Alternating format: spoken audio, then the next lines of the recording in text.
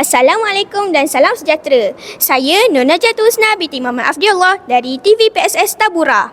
Hari ini, 3 Februari 2026, warga sekolah dan pihak komuniti mengadakan gotong royong Surah Ar-Raudah Tabura.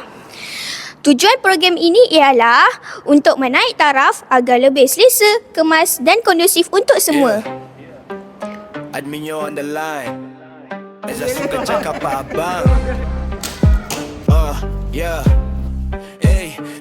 Abang-abang tolong jap. 2026 kita tahun baru, semangat baru, imej Surah Ar-Raudah pun baru. InsyaAllah dapat keberkatan. Terima kasih mak saya, semua cikgu yang penyumbang untuk bangunkan surau ni, untuk cantikkan surau ni dengan lebih kondusif.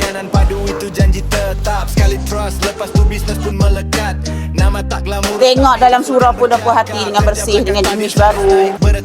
Siang jawab mesej, malam fikir langkah. Admin yo bukan sembang, aku gerak berfakta. Abang tolong jap, admin yo tengah hasil. Itulah kita patut macam ni je ha. Kan kering sendiri sebab dia bukan kayu reput. Tu kena cari tangga tu. Ayat biasa, nada lembut tapi closing penuh kuasa. Susah dalam kan? Alhamdulillah. Subhanallah. La haula wala quwwata illa billah. La ilaha illallah. Allahu Akbar. Naik level itu cara aku cross. Kerja senyap, rezeki bising. Admin yo tahan tekan, mental besi. Eza suka cakap abang, tapi yang kan naik itu bukti. Abang-abang tolong jap. Admin yo tengah hasil, jangan senyap. Abang-abang tolong jap. Ingat nama ni, admin yo tetap up. Yeah. Untuk semua admin belakang tabir, abang senyum, bisnes pun naik.